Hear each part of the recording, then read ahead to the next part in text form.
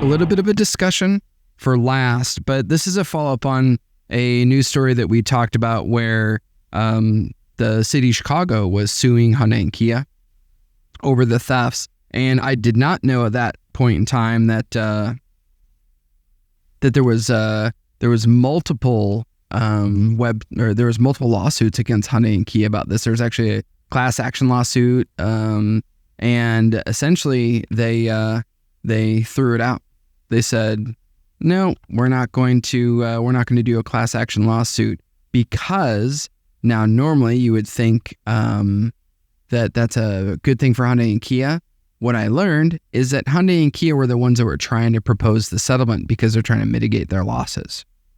So they weren't thrown out. It got thrown out. So I never quite understood how you could sue them for that. I mean, it's kind of it feels more like something would happen in California. Yeah. In the sense that what you do is you defund the police, lower the morale of the police and humiliate them to the point where they don't want to do anything, and then sue somebody else for the fact that there's high crime. Like, you can't sue Kia for the fact that we're not prosecuting crime, and, you know, it's not their fault. Right.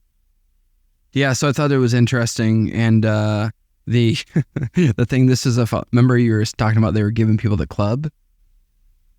Like, was that you that was telling me that? No. But as a safety device, they're handing people the club, which is that thing that you put on the steering wheel. Yeah. Guess how many of those they've given out?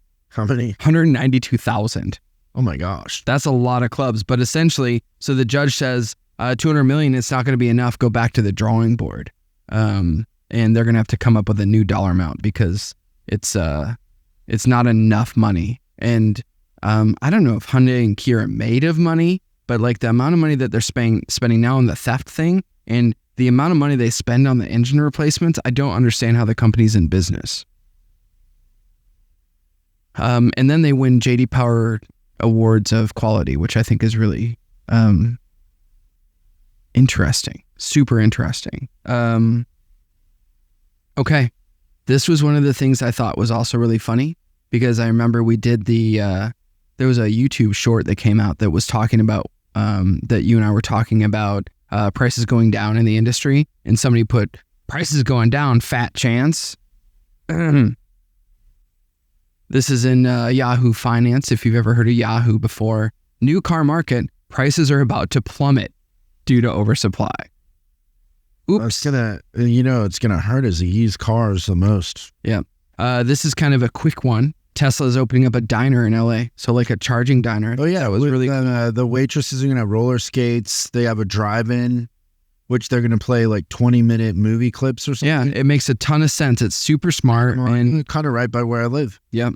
So it'll be on Santa Monica Boulevard in Hollywood. Would bypass the Tesla charger on our garage wall over that, but but I think it's experience. But I think it's a really good idea, and it was one of the very few complaints I had about having an electric car was time to charge.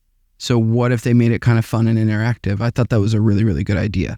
So great marketing. Yeah. So he's again way ahead of everybody else.